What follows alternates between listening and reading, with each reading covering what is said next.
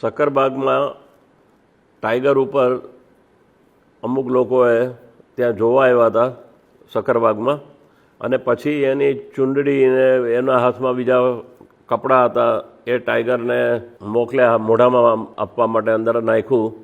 એટલે એ એક બહુ દુર્ભાગ્ય વસ્તુ હતી, કારણ કે ટાઈગર કે લાયન કે કોઈ એનિમલ એને માણવાનો સમય હોય, એ માણવાની જગ્યાએ તમે એની મસ્તી કરો, એનું તોફાન કરો, અથવા તો તમે તમારો ફોટોગ્રાફી કરો, તમે એને ડિસ્ટર્બ કરો, તો એ રિએક્ટ કરવાનો જ છે. અને રિએક્ટ કરે છે ત્યારે પછી આપણે કહીએ છીએ કે એક્સ એનિમલે શું કર્યું. તો ટાઈગર છે એ પણ એક જોરદાર એનિમલ છે. એટલે આ રીતે જે આપણે સક્કરબાગમાં જે જોયું છે, એટલે મને લાગે છે કે સક્કરબાગના ઓથોરિટીએ અને લોકોએ હવે આ ચેનચાળા ફરી ન થાય એનું ધ્યાન રાખવું પડશે. અને સક્કરબાગના ઓથોરિટીએ ખાસ કરીને લોકોને નજીક ઊભા રહેવા નહીં જોવા જોઈએ, અથવા તો જે કરે એને તાત્કાલિક દંડ કરી અને એને 1 દિવસની જેલ પણ કરાવી દેવી જોઈએ, જેથી કરીને એમને ખબર પડે ને લોકોને મેસેજ થાય કે અહીંયા તોફાન કરવાની શું પરિસ્થિતિ થાય છે. અને અલ્ટિમેટલી તો તમે જે તોફાન કરો છો એ એનિમલને ડિસ્ટર્બ કરો છો, તો તમે ઝૂમાં આવ્યા છો કે તોફાન કરવા આવ્યા છો એ તમારે નક્કી કરવું પડશે. અને આ બહુ સ્ટ્રિક્ટ એક્શન કરવાની જરૂર છે.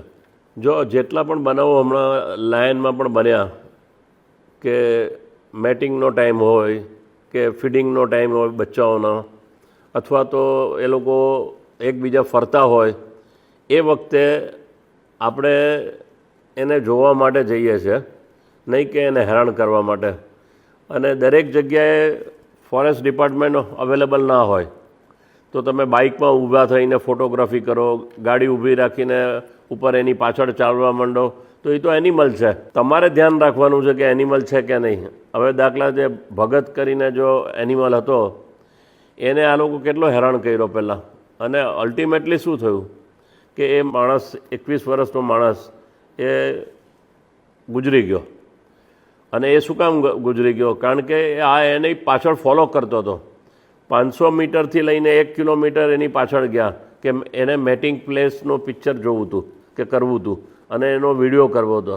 તો આ જે ક્રેઝ છે એ દુઃખદ છે. અને મને લાગે છે કે ફોરેસ્ટ ડિપાર્ટમેન્ટ તો દરેક જગ્યાએ ના હોય. દાખલા તરીકે આ એવી જગ્યા હતી જ્યાં ફોરેસ્ટવાળા કદાચ ન પણ હોય કે ન હોય, પણ તમારે જે ઘટના બને છે, કારણ કે એમ કે હું પહેલાં રીલ મૂકી દઉં, કે હું તો વિડીયો મૂકી દઉં, કે સોશિયલ મીડિયામાં મૂકી દઉં, એનું જે ક્રેઝ છે ને એ આપણને બહુ નુકસાન કરશે.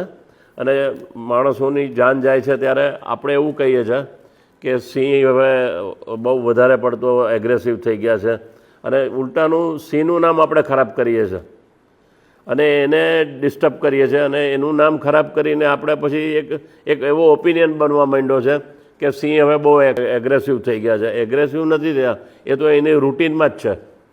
કારણ કે આપણે આમ જોઈએ તો આપણે ગિરનારમાં પણ શું થયું, ગિરનારમાં વર્ષોથી પરિક્રમા થાય જ છે, આ કોઈ નવી વસ્તુ નથી. એટલે છતાં આપણા વન મંત્રી શ્રી અર્જુનભાઈએ જે ગાઈડલાઈનો બનાવી છે એનું પાલન થાય તો આપણે વધારે સાચવી શકીએ. અને એ જ રીતે રેલવેમાં પણ આપણે જઈએ છીએ તો ટ્રેક ઉપર લાયન બેઠા હોય છે, આવતા જતા હોય છે, તો એને હેરાન કરીને દોડાવો તમે, તો એ કાં તમારી પાસે આવે કાં તો એ અકસ્માતનો ભોગ બને. તો આ આપણે આપણી ક્રેઝીનેસ આપણે ઓછી કરવી જોઈએ. અને હું બતાડી દઉં, અને પહેલાં મેં વિડીયો લીધો છે અને મેં સોશિયલ મીડિયામાં મૂક્યું છે, એનું જે ગાંડપણ છે ને એને આપણે અટકાવવાની જરૂર છે. સરકારે ઘણા પગલાં લેવા પડશે, કારણ કે અત્યારે આનો વ્યાપ બહુ વધી ગયો છે લાયનનો. એટલે નેશનલ પાર્કની બહાર પણ બધી જગ્યાએ છે. જેમ મેં પહેલાં પણ વાત કરી છે કે જ્યાં છે ત્યાં તો છે જ, અને નથી ત્યાં કોઈ માણસ નથી હોતા. કારણ કે દરેક જગ્યાએ કંઈ ફોરેસ્ટવાળા પહોંચી નહીં શકે. પણ આપણે એક ડિઝાઇન કરવી પડશે કે લગભગ 8 ડિસ્ટ્રિક્ટમાં લાયનોનું વર્ચસ્વ છે. રાજુલા હોય, ધારી હોય, જાફરાબાદ હોય, કે આપણે અમરેલી હોય, લીલિયા હોય, એ બધી જગ્યાએ જે વધી ગયું છે, તો એનું આપણે વર્કઆઉટ કરવું પડશે અને હું આપણા મુખ્યમંત્રી શ્રી ભૂપેન્દ્ર પટેલજીને બી અને વન મંત્રી શ્રી અર્જુનભાઈ અને માલી સાહેબને પણ હું જ રિક્વેસ્ટ કરીશ કે આપણે આ નવો સમય આવી ગયો છે કે આપણે સિંહને હેરાન કરતા નથી પણ લોકો સિંહને હેરાન કરે છે, એના ઉપર આપણે કંઈ એક્શન લેવા પડશે, અધરવાઇઝ આ વસ્તુ સિલસિલા ચાલુ રહેશે. એટલે આપણે કડક હાથે કામ લેવું પડશે.